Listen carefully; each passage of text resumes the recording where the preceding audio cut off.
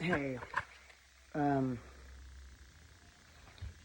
in the spirit of this past weekend, I thought I would start reading stories and putting them on my page. And you can watch them if you please.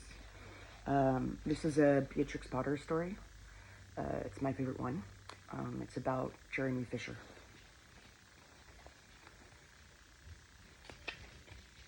It's called The Tale of Jeremy Fisher, Mr. Jeremy Fisher, by Beatrix Potter.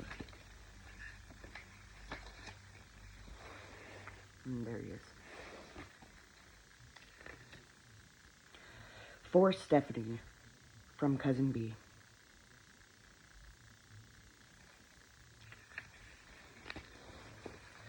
Once upon a time, there was a frog called Mr. Jeremy Fisher. He lived in a little damp house amongst the buttercups at the edge of a pond.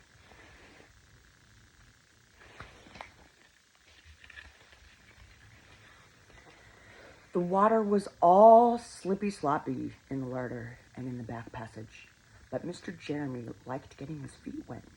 Nobody ever scolded him, and he never caught a cold.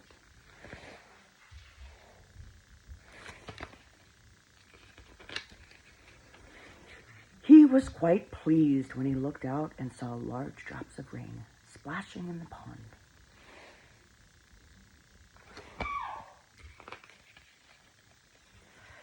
I will get some worms and go fishing and catch a dish of minnows for my dinner, said Mr. Jeremy Fisher. If I catch more than 5 fish, I will invite my friends, Mr. Alderman, Plotomy, Tortoise, and Sir Isaac Newton. The alderman, however, eats salad.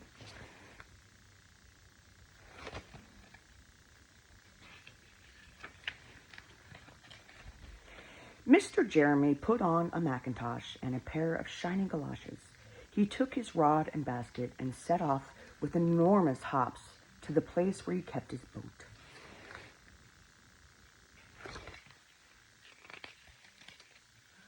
The boat was sound and green and very like the other lily leaves. It was tied to a water plant in the middle of the pond.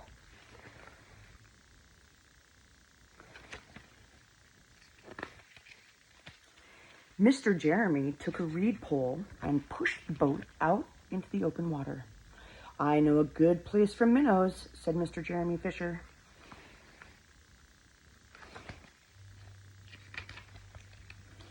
Mr. Jeremy stuck his pole into the mud and fastened his boat to it.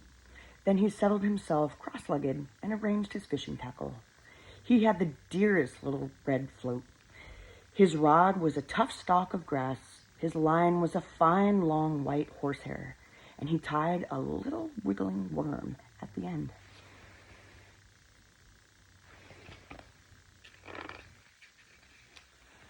The rain trickled down his back, and for nearly an hour he stared at the float. This is getting tiresome.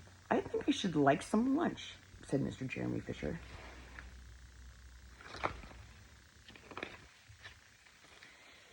He punted back again amongst the water plants and took some lunch out of his basket. I will eat a butterfly sandwich and wait till the shower is over, said Mr. Jeremy Fisher.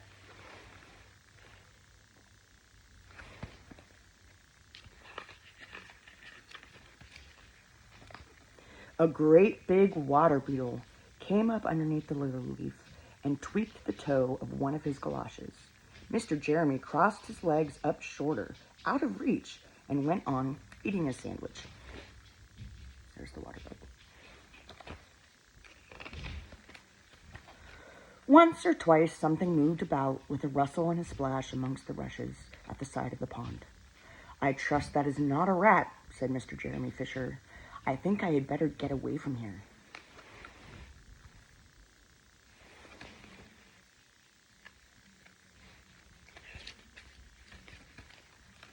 Mr. Jeremy shoved the boat out again a little way and dropped in the bait.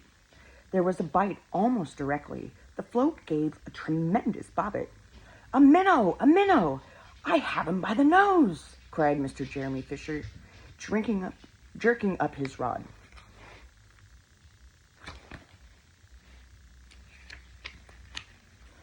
But what a horrible surprise. Instead of a smooth, fat minnow, Mr. Jeremy landed little Jack Sharp, the stickleback, covered with spines.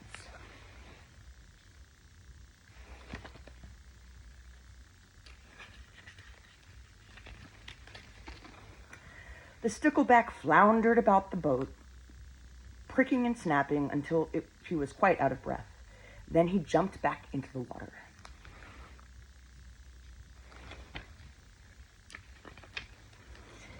And a shoal of other little fishes put their heads out and laughed at Mr. Jeremy Fisher.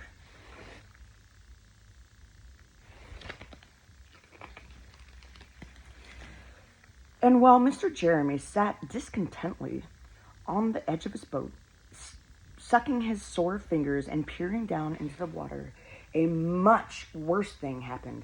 A really frightful thing it would have been if Mr. Jeremy had not been wearing a Macintosh.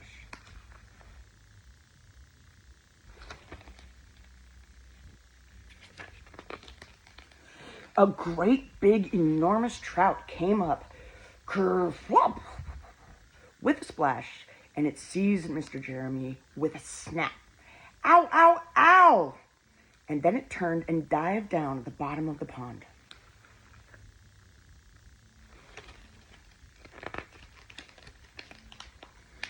But the trout was so displeased with the taste of the Macintosh that in less than half a minute it spat him out again, and the only thing it swallowed was Mr. Jeremy's galoshes.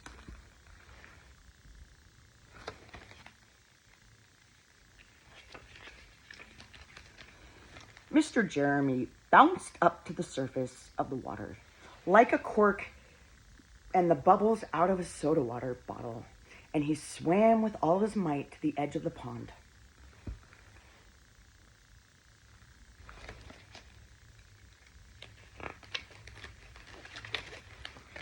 He scrambled out on the first bank he came to, and he hopped home across the meadow with his Macintosh all in tatters.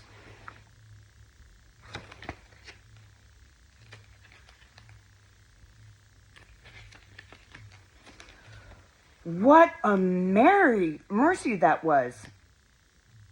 What a mercy that was, not a pike, said Mr. Jeremy Fisher.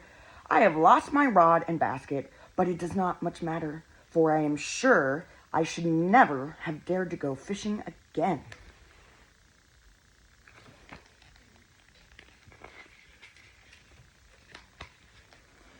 He put some sticking plaster on his fingers, and his friends both came to dinner. He could not offer them fish, but he had something else in his larder. There's his friends.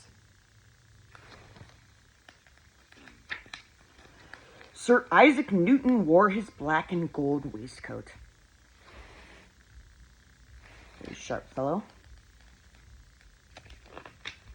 And Mr. Alderman Plotomy Tortoise brought a salad with him in a string bag.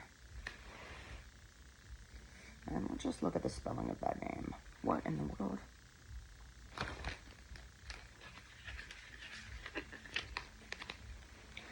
And instead of a nice dish of minnows, they had a roasted grasshopper with ladybird sauce, which frogs consider a beautiful treat.